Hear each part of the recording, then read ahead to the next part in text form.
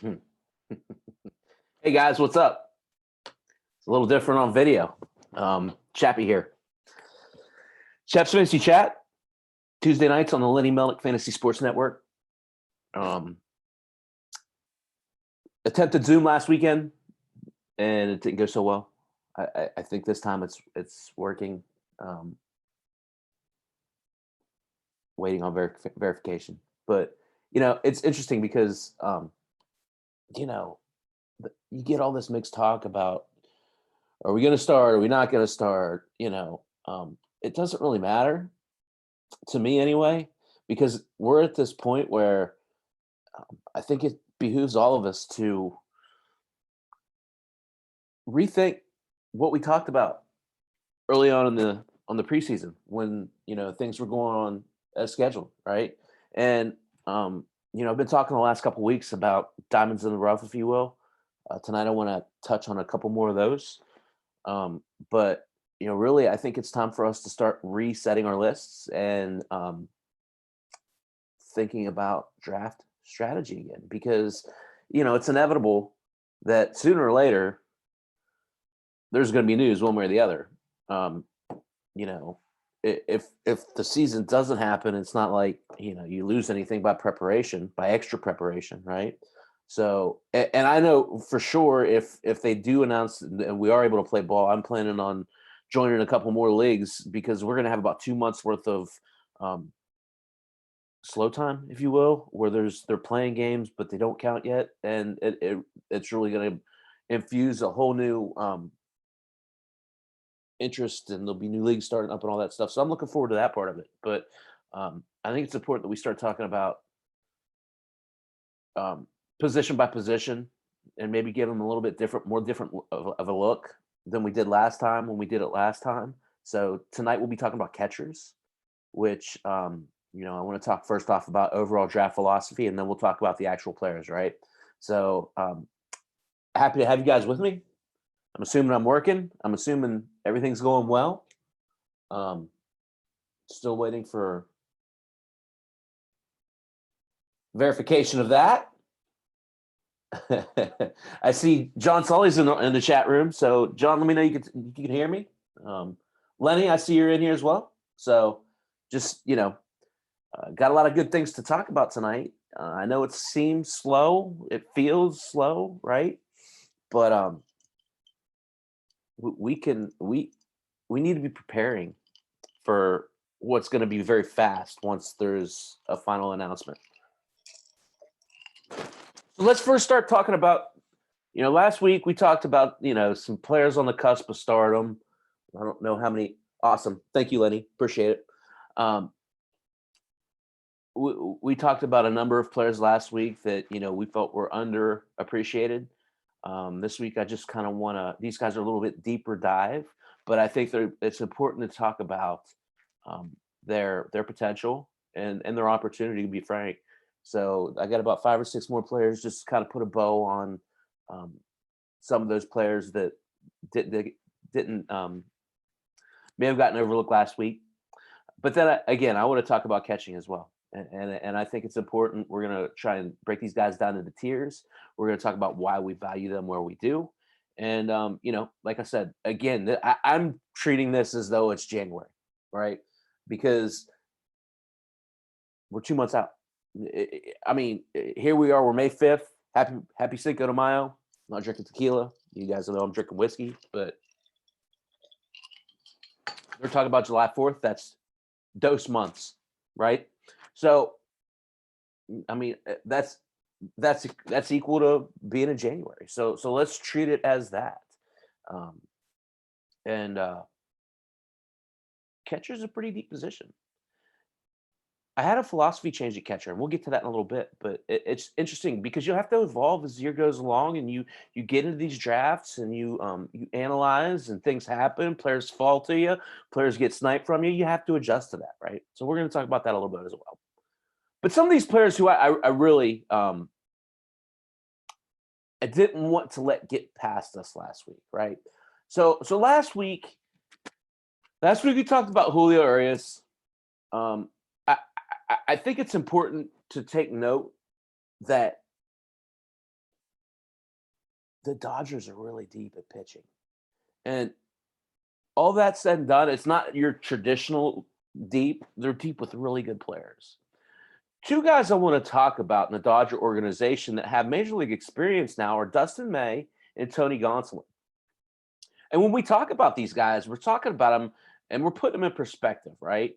Um, ADP. I always talk about ADP. Average draft position is important because not only it gives you a guiding stick, it also kind of slots in where you have to take these guys. So it's a good. I don't make my list separate from the ADP, but I always use to go back and verify to make sure I don't have things totally screwed up, right? Totally off kilter. The first guy, let's talk about Dustin May. Dustin May's ADP is 283, which puts him in the 20th round, 25th round. So late in the draft, right? But here's a guy who came up last year and really kind of showed the potential that we thought he had, that we thought we would out of him. It's funny. So many rookies, and Lenny talks about this all the time. So many rookies don't work, right? The Dodgers just seem to consistently produce pitching prospects that pan out. Okay, so Dustin May just happens to be seemingly the next in line. What are we talking about? Well, a lot of these, most of these good prospects you see that they replicate statistics in the minors. And then, a lot of times when you get to the majors, there's a negative regression because the talent's just better. Dustin May had a 3.63 ERA last year and a 1.09 WHIP. So that tells me, again, as a rookie, that he came up and was able to command and control his strike zone. He's not giving up a lot of walks and hits. He is able to, a 3.63 ERA from I don't have it in front of me. 24? Is he 24 21-year-old rookie? 21-year-old rookie is pretty impressive. As a matter of fact, I started looking back at it and comparing Dustin May and his 21-year-old season. I forget. It was someone on Facebook was saying that Dustin May wasn't reliable or something. It wasn't durable. Dustin May during his 21-year-old season and Walker Buehler during his 21-year-old season. Dustin May only threw 30 less innings than Walker Buehler did in his rookie season. And the numbers aside from that are pretty comparable. That to me tells me that this kid really is a true talent. And I believe that while he might spend a few weeks, I would have said a month or so in a normal season, but since this is going to be a weird season, he might spend a couple weeks in that bullpen role. I really do think that he is the best Dodger arm not already named a starter, if that makes sense. He's the number 2 prospect in the organization, and he's the number 23 prospect overall. He's pitched 130 innings the last 2 years. So he's built up some bit of arm strength. So you have to like that aspect of it. I just see this kid being, albeit he'll be babied a little bit. He won't be put in situations to fail. He will probably be the 5th starter in LA this year, and a totally loaded pitching rotation. I think that puts him in a good position to succeed. May is a he throws his sinker, which it's just called a sinker. This is according to Baseball Savant. He throws his sinker at 96 miles an hour. So to me, that's a fastball, but that means it's a heavy fastball. It's a bat breaker, if you will, right? So he throws that half the time. That is a predominant pitch. That is his dominant pitch. Aside from that, he has two other pitches. He has a curveball, excuse me, a cutter, which he throws at 90.8, and he throws that 31% of the time. And he throws a curveball at just 10% of the time, but he throws it at 80. So 83 miles an hour. So he has a good contrast of pitches. Um, his sinker really is his out pitch, right? I mean, it's the one that is going to be hard to make contact on, hard to make good contact on. He's going to throw that curve and that slider just to change locations and speeds. So I really like what Dustin May brings to the table, and I really see a big year out of him. Um, Again, I'm assuming he'll be the fifth starter. That's barring no injuries in LA, right? We all know Clayton Kershaw, apologies, struggles with injuries at times. Walker Bueller has been held out a bit. Urias has been babied along. So there's going to be positions where May will be relied upon a little bit more. And David Price is the other one. I mean, he's had his fair share of injuries. Let's just be polite, right? So I really like Dustin May. Again, an ADP 283. I think that's a pretty good value for someone who is going to pitch, has really good talents, and is on a really good team. I mean, the Dodgers are going to be really good, right? So, not to be outdone, though. Tony Gonsolin. I feel like Tony Gonsolin. Hey, Andy, welcome. Thank you. I feel like Tony Gonsolin is an even bigger steal than Dustin May, right? Because we're talking about the one thing you can talk about here. The four Dodger pitchers are great, but they've all got their fair share of issues, concerns. All of them. Price, Urias, Kershaw, Bueller. They've all got durability issues. So that's why, to me, a guy like Tony Gonsolin is pretty appealing. Guys, I told you May's ADP was 283. Gonsolin's is 424. You could pick him up off the wire.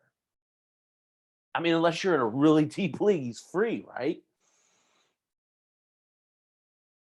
Again, it's going to be interesting with these Dodger pitchers because, yes, you're going to have to deal with them in situations where they're going to be working out of the pen. But the bonus to that, I said this about Urias last year, the bonus to that is both of those guys, when they're working out of the pen, they're going to be used in leverage situations. They're not going to be a mop-up guy. They're not going to be a long relief. I mean, they might be a long relief, but it'll be with a chance to get a win. They'll have the lead, right? They're not going to put those guys in when they're down. So they're going to get stats even while they're in the bullpen. So if you're looking – and that's – Malpal, that's a great point. I mean, it's again, with all of the injury-prone Dodger starters – the opportunity is going to be there. It's just a matter of time, right? None of these guys have really proven, and I know that's not totally fair, especially with Kershaw, have proven to stay healthy year in and year out. So, and we all know pitchers are creatures of habit too, right? If they're all thrown off kilter now, you're used to starting in February. They started and then they stopped, and now they come back up in June and July. That's a big old clusterfuck, right? So that swings the door open for these two guys, in my mind, right?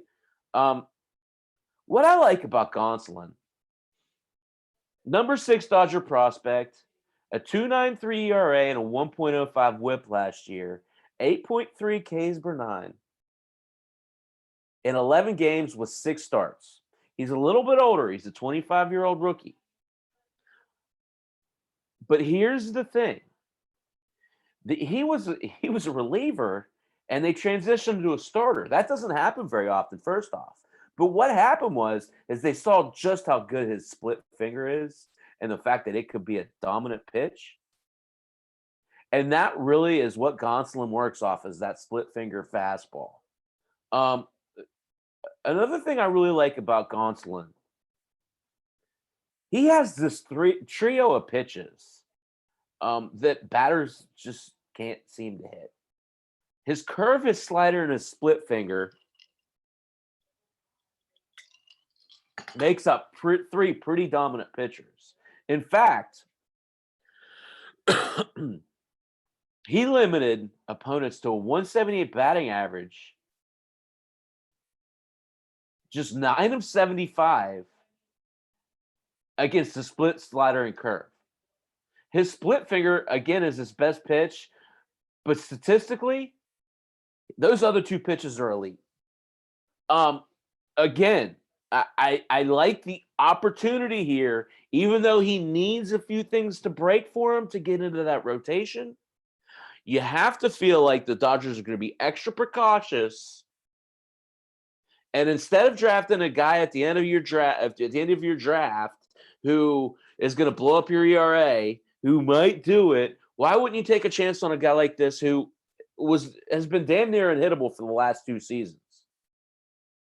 So Gonsolin has a 93.6 mile an hour four-seamer. He throws it 47.9% of the time.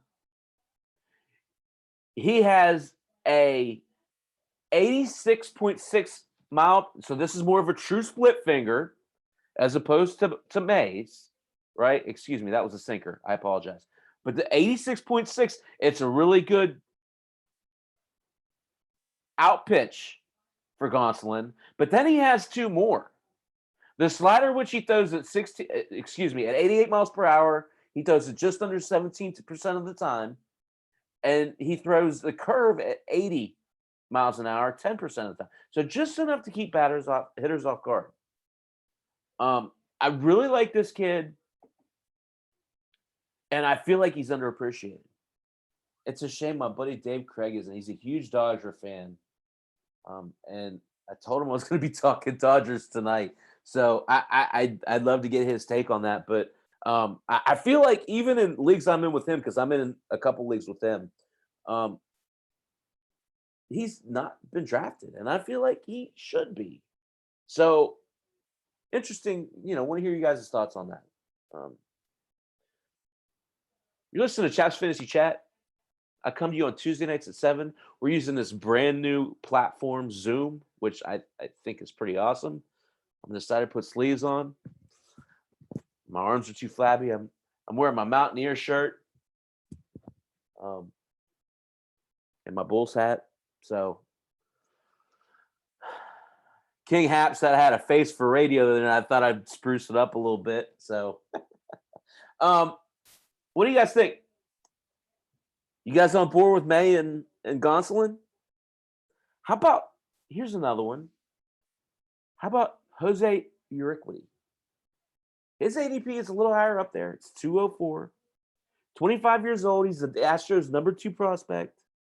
The interesting thing when I started researching him was he had never pitched above high A prior to last season. But he showed himself well. Progressed up through Double-A quickly, went 3-1 with a 2.89 ERA and pitcher-friendly Corpus Christi, and really, to me, has concreted his spot at 3 or 4 for the Astros due to Garrett Cole leaving and potential issues with Verlander. Kind of make playing time for him essential. So I think this kid, again, struggled just a bit last year initially, but 2-1 with a 3.95 ERA. He really kind of had that godsend game in the playoffs for the Astros. But a 1.09 ERA, WHIP, 40 Ks, just 7 walks. 9 games, 7 games started.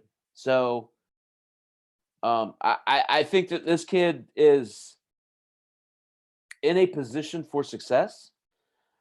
What he does with it will depend largely on the team around him. He just happens to be on a really good team. So I think that um, it's a really good opportunity for him. At 204, I'm not as. But here's the thing. The thing about Iriquity is if he continues, he kind of came into his own last year, right? If he continues on that upward slide, he's got a ton of potential behind him in Houston. Okay. Um, Iriquity won't blow you away with the fastball, 93.2, four seamer. He throws it 47% of the time. He's got a nasty slider, 82.8. He throws it 17% of the time. And he's got a changeup, which really is his out pitch. He throws it at 84.3 and throws it 25% of the time.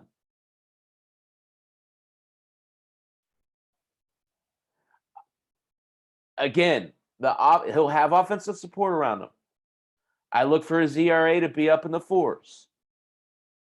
But when you're talking about filling out your rotation, you're talking about a bench player, a last guy in your rotation. You could do worse than Jose Uriquity. Because the Dodgers will, or excuse me, the Astros will support him. I want to talk about one more Dodger. And I feel like it's important because it's interesting. I heard both Lenny and Arnie this morning um, talking about Blake Trinan, talking about maybe it was just Arnie, but he's in a really good situation in LA, playing 1A in the Dodgers rotate or bullpen. The fail safe if Kenley Jansen doesn't pan out, but I think the real guy to pay attention to in this Dodger bullpen is Brusdar Graterol. And first off, I just like saying that name, right? Second off, this guy, we've been talking about him for a while. He was supposed to be a starter. And just because of the pure raw nastiness that he brings, the Twins decided to bring him up and use him out of the bullpen last year. Currently, he's the Dodgers' I'll say this slowly because I think it's important when you talk about minor league systems and how important it is when you have depth versus when you don't, and it just gives you leverage. I talked about the Dodgers starting rotation earlier and how deep they are and how important that is. Graterol's the Dodgers' number 5 prospect, 83 overall. But the thing about him is, with he kind of reminds me of Hader a little bit because I just feel like if he is able to replicate what he did last year in the division series, they're not going to have a choice but to use him in high leverage and in closing situations. His ADP is 510.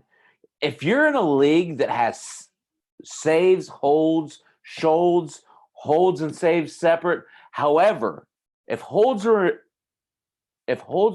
a piece of the puzzle at all, to me, Graterol is a tremendous value because he's free. You can get him at the end of the draft. Now, it changes things if you're in one of those leagues. I understand he wouldn't be 5'10" if you're in a holds league, right? Maybe he's not going to go much high. I mean, maybe 400s, okay? But if you're in a holds league, you're in a deeper league anyway, right?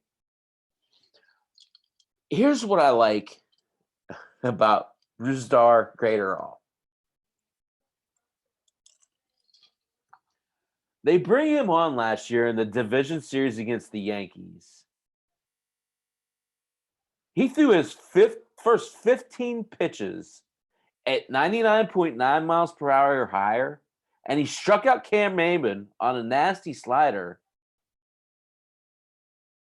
I just don't see where this kid doesn't get to play in leverage situations for the Dodgers. The Dodgers are known for developing their pitching. This is really the first full year with him. I look for a big leap in command and control. And in turn, I look for them to use him consistently in leverage situations. Meaning, if he performs and Jansen and Trinan don't, he could be closing games quickly. Right? One other guy I want to talk about, and then I want to get into catching.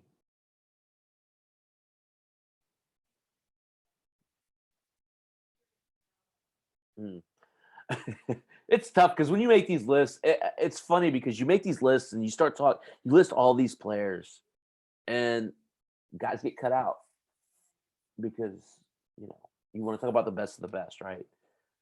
I got a thing on Nick Lodolo, guys. I'm gonna tease the shit out of you right now. I'm not gonna lie. I got a bit on Nick Lodolo, to kill for. So maybe I'll take an episode and do just rookies or prospects. This guy kind of falls into that category. He's kind of an afterthought, though. He's not heralded like Lodolo is. He's an outfielder, but he's slated for everyday time. You know what? Malpal saying, first off, let me stop. Let me pause. If you're watching this and you know where I'm looking at, Lenny Melnick FantasySports.com is the website. If you go there, there's a it's honestly it's the best feature of being in this group. There's an IM. You can go in there and chat, sign in. You don't have to sign in. It's free, but you can ask questions. You can interact. But Malpal's asking in the chat room if 2018 was a fluke for Trinan. What happened last year? I mean, for me, I think a lot of it is with relievers, especially when you're talking about dominant stuff like that, and they lose it, even if it's just command, right? You think about it. If you're a pitcher and you're relying on 90 something an hour fastball, and you could put it on a freaking hair, and then all of a sudden you don't know where the hell it's going, that changes your whole approach, right? I just think last year, Trinan's mechanics got off a little bit, and then he got off even further trying to fix it.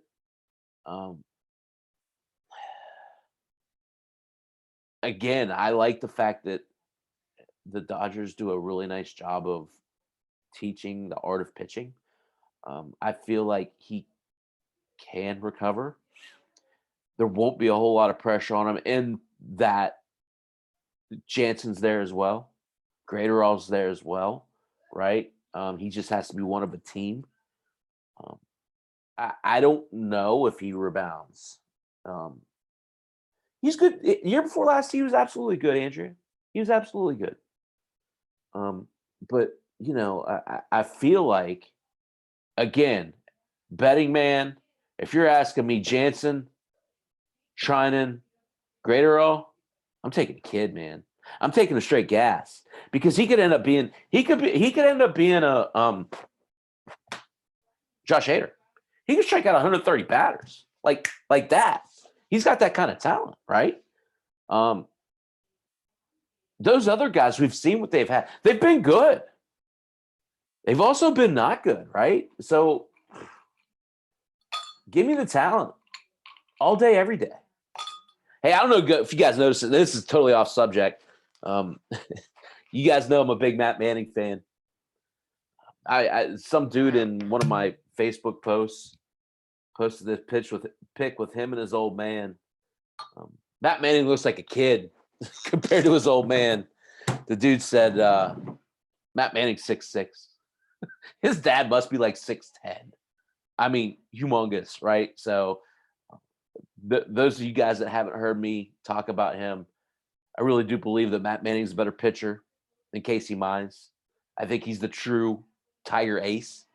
We'll talk about him if I ever get around to my prospect show. But I do want to take a second. I've never really been a big George Dickel fan, But this Johnny Drum is a really good. It's basically it's George Dickel's top shelf. It's really smooth. It's 50.5 um, percent alcohol, so it's a little stronger than your normal whiskey. But if you're a novice whiskey drinker and you want to sip a good whiskey, this is pretty good. So, cheers. I would also take a second. Thank Andrea. She's worked so hard on this network. It really shows through. I really appreciate her and Lenny both, obviously, but tonight we're I'm stressing, right? Last week you just saw for an hour, just a frozen screen for an hour. So this week, it appears to be working. You can see this pretty face. You see this Mountaineer sweatshirt. National champions. You just didn't see it. Durham Bulls, Ebby Calvin Lelouch. But no, this is fun. It's fun getting to see you guys, have you guys see me and see that I'm really enjoying this. I'm really having this drink. I'm really spending this hour with you. We're talking about fun stuff. This is really my week otherwise is pretty stressful. So getting to discuss a little bit of something fun for an hour is always, a stress relief for me. So thanks guys for just being part of it. I appreciate y'all. The last guy I want to talk about, and again, when I do this, the biggest part is about opportunity. I really like his ADP is 308. This guy is a 15th round pick, but he's slated to be the everyday left fielder in Colorado. Come on, Sam Hilliard. He really kind of emerged last year, but if you look at his statistics, he came up and he handled his shit, right? 273, 7 homers and 77 at bats. Not hard math. Homer every 11 at bats. That's every 3 games. I know that's not the best sample size, but you know me, I love to project. That projects out to 42 homers. And let's be honest, in Colorado, it's not out of the realm of possibility. The other thing that you got to really like about Hilliard is he's got some speed. He's stolen 20 plus bases in the minor leagues the last 4 years, and he stole 37 in 2017. So really, if you think about it, and so I say that he's slotted as the everyday left fielder. This is giving David Dahl the center field position, right? So basically, he's fighting against Ramiel Tapia. He's fighting against the other guy, the Ian Desmond, and there's this Jordan Diaz guy who's on the 40-man roster, but he hit 206 last year. I just see this as a really good situation for this young man to come in. I'm not saying he's going to hit 40 homers. I'm not even saying, again, I know it's weird. This is all weird because we're talking in a silo, right? We're talking about like a normal 160. We're not really dealing with that, right? So when I say we're not talking about 42 homers, what I really mean is we're not talking about 3/5 of 42 homers, right? Because that's really what we're going to have best case scenario. So, we're not talking about 30 some homers necessarily, but I think, given a 100-game season, best case scenario, you could get 25 homers out of him if all goes well, right? So, in all honesty, this guy's given every chance to run with this job, pun intended. This guy has a potential this year for 25-15, which is going to be a big stat. He's cut down on a swing and miss. He's afforded the opportunity. He's in the best offensive baseball park. No offense, Milwaukee. the best offensive baseball player in the majors. And quite frankly, the fucking Rockies need him. It's not like the Rockies are the Rockies of 2010. They don't have this plethora of talent. Arenado wants to get the hell out of town. Story's great, but aside from that, David Dahl can't stay healthy. The Rockies need this guy. And I like him. I like him. I'm going to do my Nick Lodolo bit later because I do think it's important. I will just say this. Lenny, hang on 1 second. Understand, Nick Lodolo is going to be all the rage this time next year. He's going to be a top 20 prospect this time next year. He has 3 major league ready pitches right now. He just needs to work on building up his arm strength. He's played in this Big 12 system that's apt to getting the guys to the majors quickly. He comes from a heralded program at TCU, guys that have produced really good ball players. Nick Lodolo is the future ace in Cincinnati. I know that doesn't necessarily pertain to what we're talking about tonight because he's at least a year off, but this is the type of guy who could come up and close games down the stretch for the Reds. I know that's big talk. He has that type of arsenal. So let's talk about, I'll talk about him more later. But I want to talk about catchers because, again, holistically, where are we? We're in January. We are just coming off of football. We are making our first list. That's how I'm viewing this. It's important because a lot of people are going to be lazy. A lot of people are going to make a second list. And bet your ass, when they announce there's going to be a time, everybody and their brother is going to want to get into a new league, myself included. I like money. So if and when we get the all clear for baseball, he who hesitates masturbates is what I always used to say in college. Make your list, guys. Be up to date on your shit. Let's talk about catchers.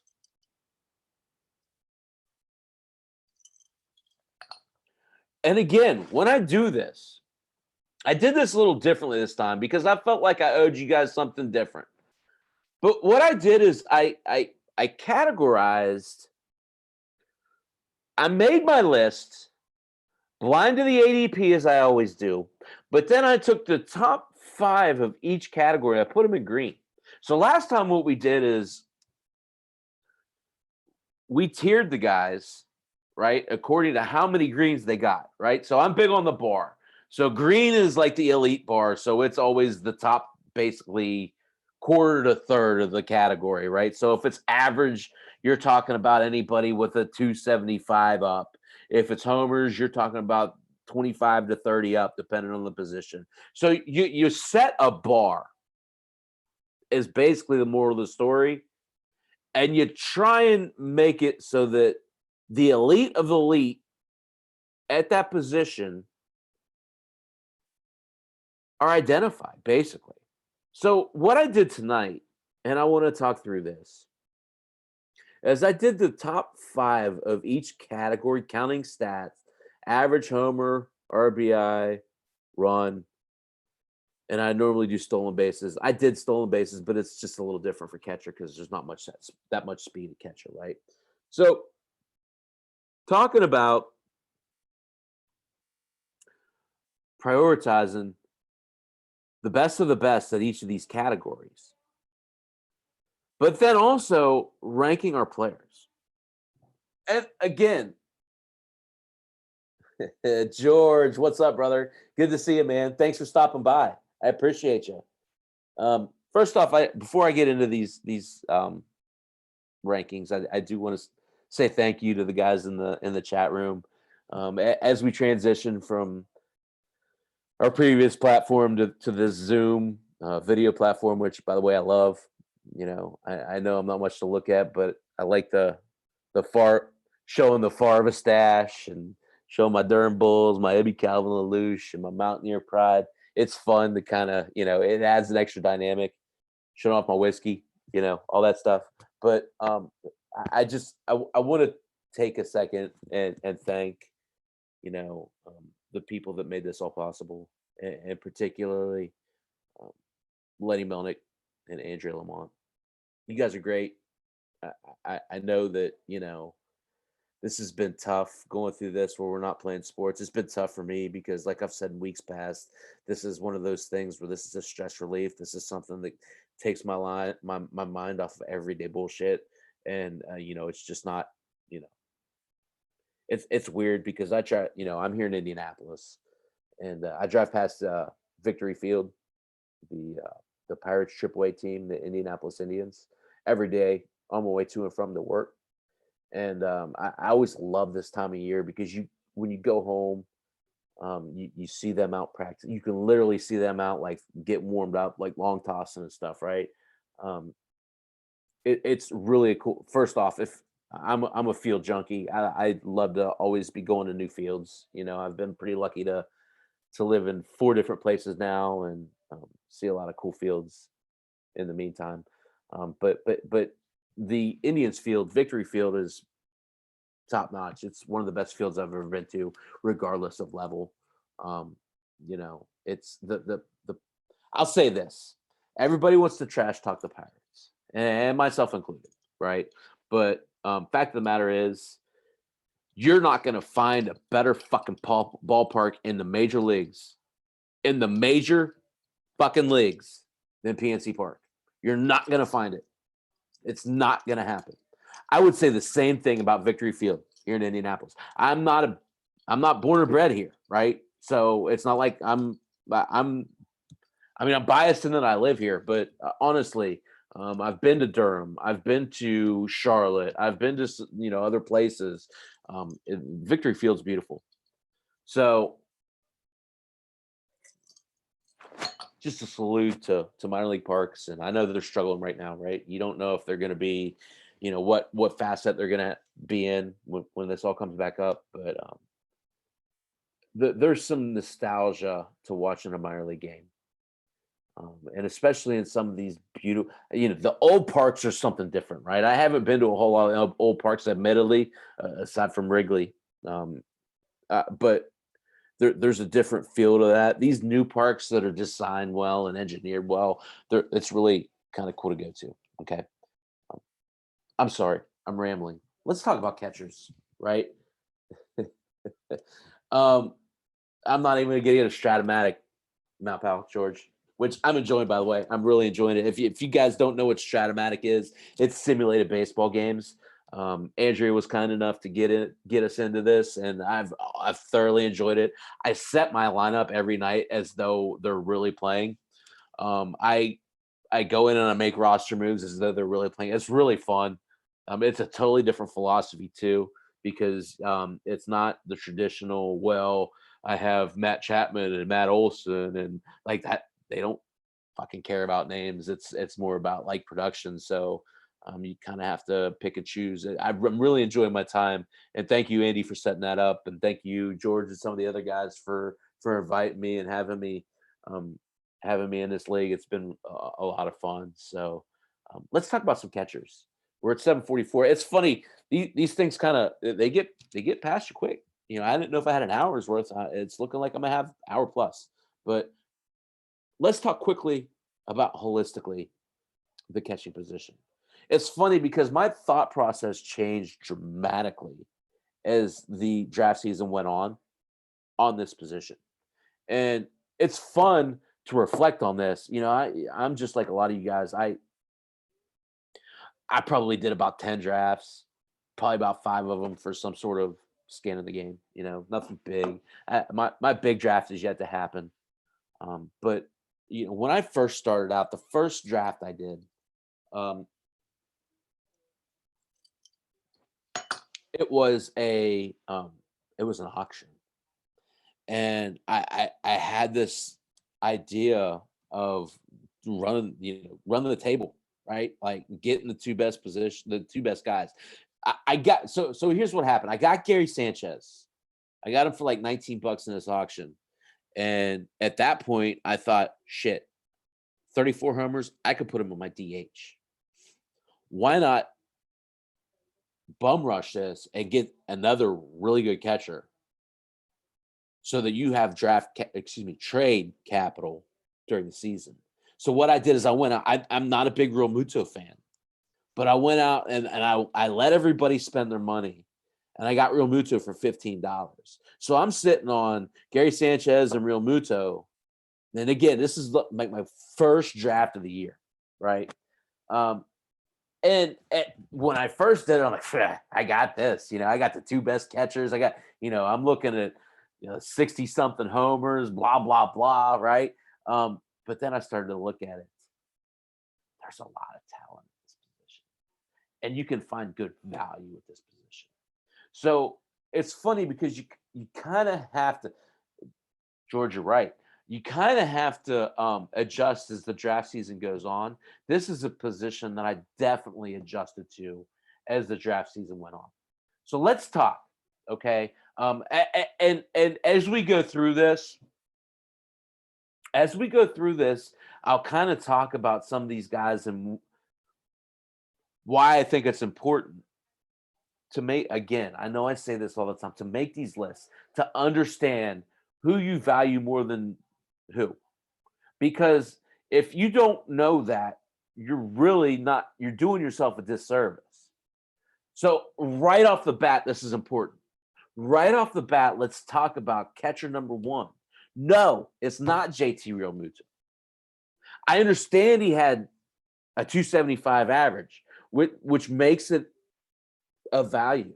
I want to talk about a guy who's going from one good situation to another. I want to talk about a guy whose ADP is 97.6. But the thing I like about Yasmani Grandal, first off, he will be totally protected in that White Sox lineup. He hit 28 homers last year, 79 runs, 77 RBIs, and he stole 5 bases. That's important.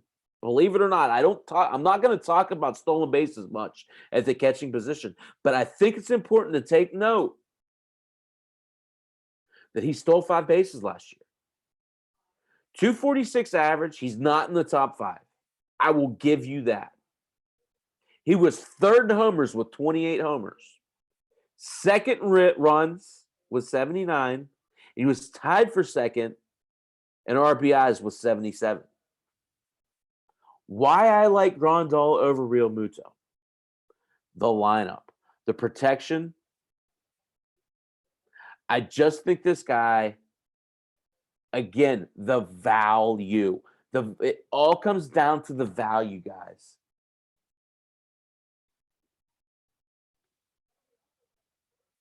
And again, George, I'm not disputing you. I'm looking at you over here, which I know if this looks weird. I'm looking at the Lenny Melnick FantasySports.com chat room over here to my left. Probably you're right.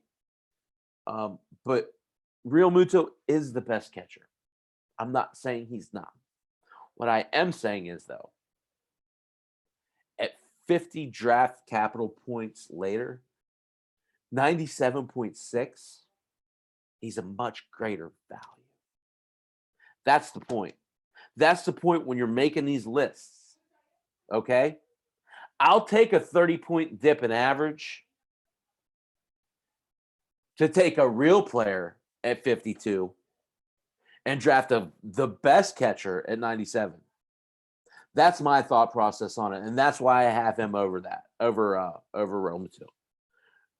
I'm sorry, I am not spending a 6th round pick, a 5th or 6th round pick on JT Realmuto when I can get the same thing 3 to 4 rounds later in Yasmani Grandal. And I'll go a step further. I'm putting the cart in front of the buggy, in front of the horse. Sorry. I'll take Contreras over both of them. I just couldn't put him up there at 1 because he's another 9 picks later.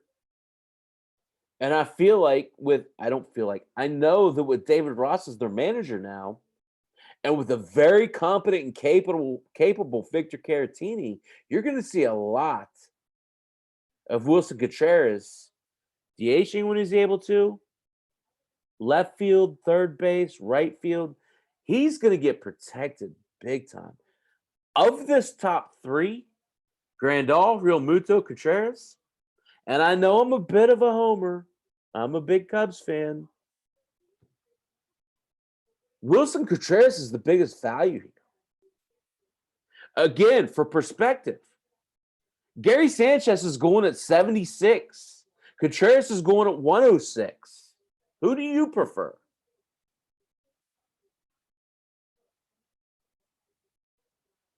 Perfect. Andrea, shower's fixed. Glad you guys got hot water. That sucks that you didn't. I missed that. George, and I'll tell you, I'm going to further solidify this point. I'm not saying to take any of these guys because there's so much. I have 20 catchers that I rounded up fairly consistently or fairly easily. And I would take a chance on the potential of any of those guys. I'm not giving you any guys that I wouldn't take a chance on. And I know that sounds like wordplay, but fact is, I'm going value at catcher because there's value there. Unless you're going to go with a guy who's going to give you tremendous power and you can put a DH and then double up on it because you know people are most likely always going to be desperate for catching. I'm not spending. I actually, looking back on, I like what it was lose league. I like what I did in lose league, doubling up on Real Muto and Sanchez, because if someone is desperate at catcher later on in the year and they need a little bit of power, I have value. So, I mean, I think that's a good strategy, right? But, in all honesty, when you're looking at holistically, these top 4 guys, it's going to take some considerable draft capital to get them. So let's talk about after that. So there's your tier 1s. You're talking about Real Muto. You're talking about, Grandal, Real Muto, Contreras. I want to talk about Gary Sanchez. I have him at 4. His ADP is 76.4. I have him as a second tier guy. And you'll have to forgive me because my first and second tiers aren't quite aligned. There's just a couple anomalies that I want to discuss, particularly this next guy. But I want to talk about Sanchez first. Again, it's all about draft strategy. If you're talking about wanting to corner the market, if you will, Sanchez is the first guy I would attack with just because of his power prowess. 34 homers last year. Yes, he only hit 232. And I know Lenny talks a lot about him putting on weight and, possibly not being able to produce as a catcher behind the plate. I don't give a rat's flip about that. But I do care that he continues to hit homers. Again, the most homers among catchers, tied for the second most RBIs among catchers. This is a guy, behind Real Muto. Real Muto had the most RBIs, right? And Real Muto had 9 stolen bases, which I glanced over, and I apologize for that. It's important to take note.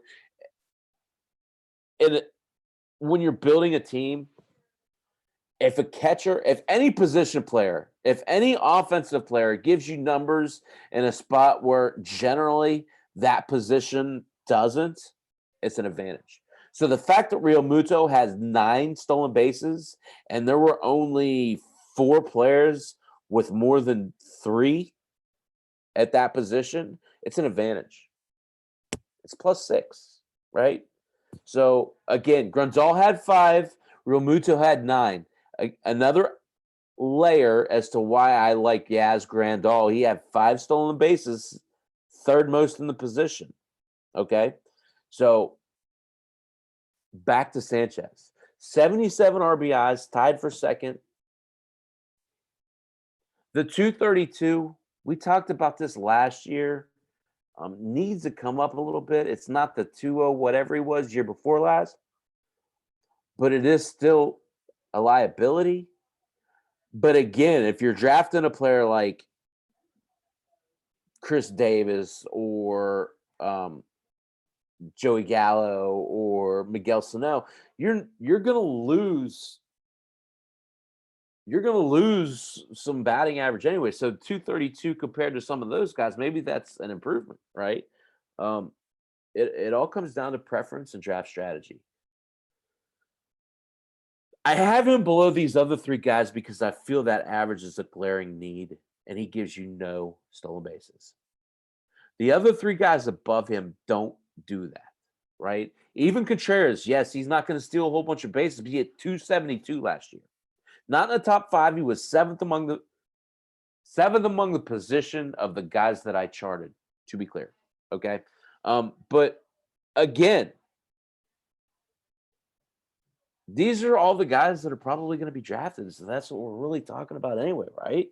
Um, I just personally think 76 is a little high for Gary Sanchez, especially with the three above him. Um, Contreras being the one, Contreras and Grandal both being below him in ADP. Um, it's not to say I don't value him. I think that your fourth overall catcher is pretty valuable, right? Um, the next guy who really interests me, I have him as a tier one. I have Sanchez as a tier two, just because of the average liability. But Will Smith, his ADP is 160.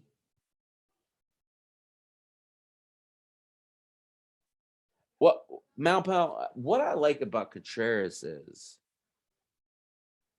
he's got a catcher coaching. And they've already talked about hitting him in the middle of the lineup and trying to keep his legs healthy. So to me, that tells me he's going to DH. And first off, the other thing that people don't realize, Caratini's a pretty good catcher, and they like him a lot. Caratini's going to play a lot. So you're going to see a lot of Contreras at DH. You're going to see a lot of him playing at left field. Uh, That's the appealing point to me in Wilson. And again, I'm a Cubs fan, right?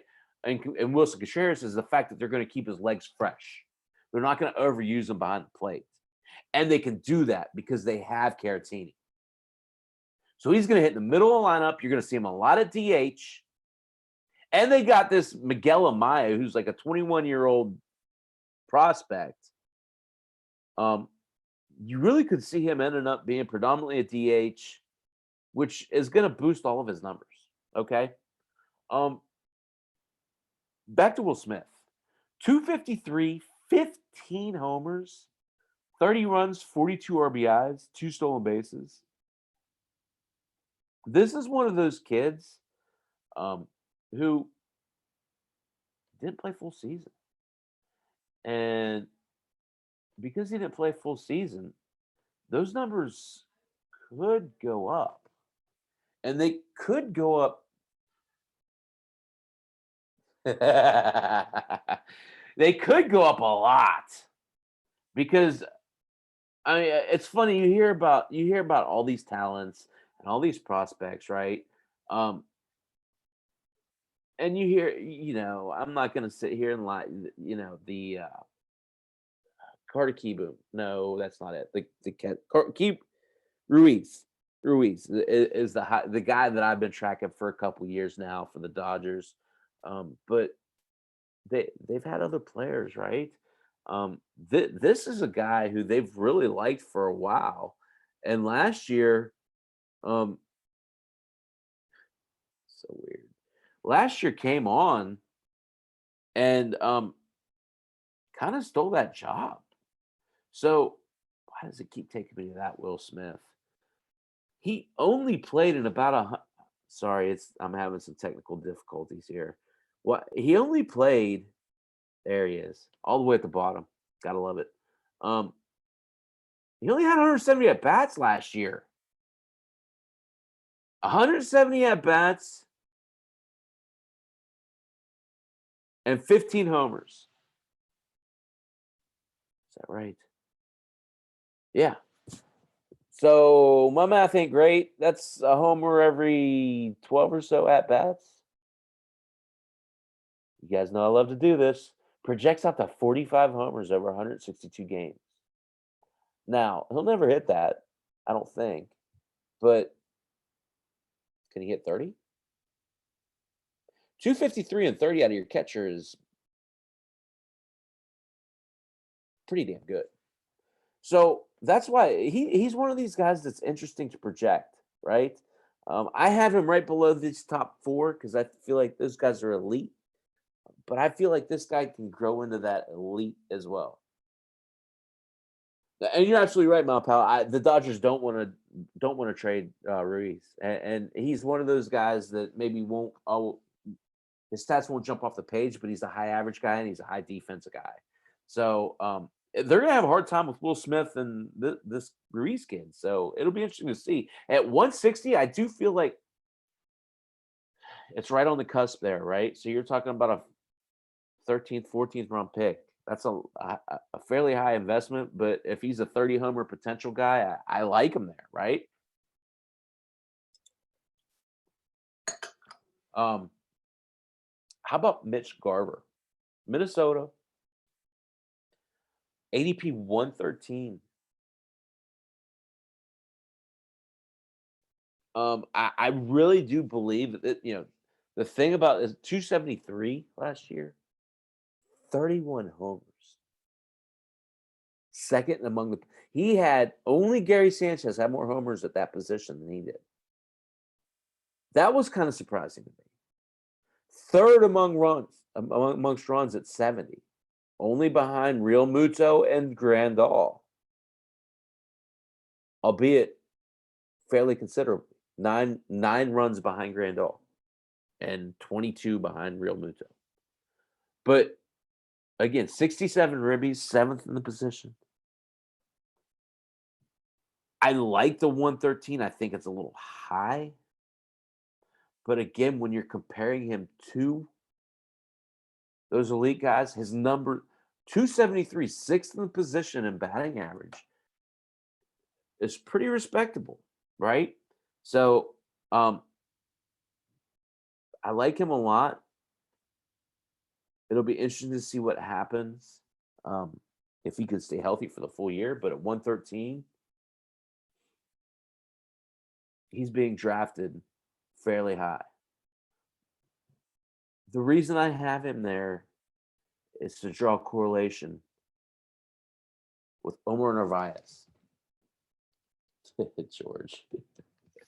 Omar Narvaez.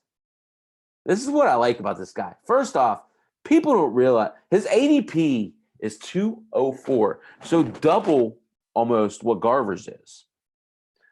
But 278 is third among the position. 22 homers, seventh. Not terrible, not great. 63 runs, 55 ribs. But again, people don't realize just how good of a hitting factor Brewer Park is. I love Narvaez. Look at what Real Muto did last year. I love Narvaez in this situation. I want to go quickly through these other guys, just because I think it's important to talk about the depth of these folks, because that's what changed my thought process. I went from wanting to draft these guys really highly to, oh shit, Christian Vasquez is pretty good, and he's going at 198. Carson Kelly's pretty good at it, and he's going to 210. Wilson Ramos at 170. Here's a guy who we're not talking about. Salvador Perez. 170 is your 10th best catcher on this list. But if you take his 2018 numbers, he hit 235. His 27 homers, again, we know how spiked the ball was last year. He had 27 homers the year before last. Would have been good for fourth best amongst the position. And that's a different ball and basically a different era is how I look at it. He had 52 runs and 80 RBIs. 80 RBIs signifies the second best among the position in runs batted in. Perez at 167 is a pretty good value.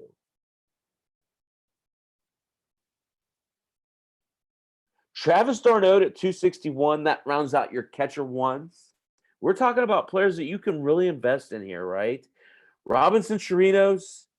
I have Danny Jansen high. Last year was kind of his introduction to defensive catching. I think this year his average bumps up some, considerably, actually.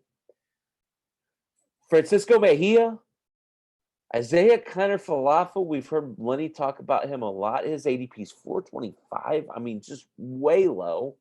Yadi Molina, Sean Murphy, Williams Astudillo. These are all guys with tremendous potential, right? And guys, a lot of these guys you can get for free or damn close to. So that's why I've changed my thought process on drafting catchers. The last guy I want to talk about real quickly is Austin Romine. And I want to talk about him because he moved from Yankees to Detroit, where he should take on pretty much everyday playing time. He had 281 last year. His 8 homers might turn into 15 to 20, just given everyday playing time. So he's someone to keep in mind, right?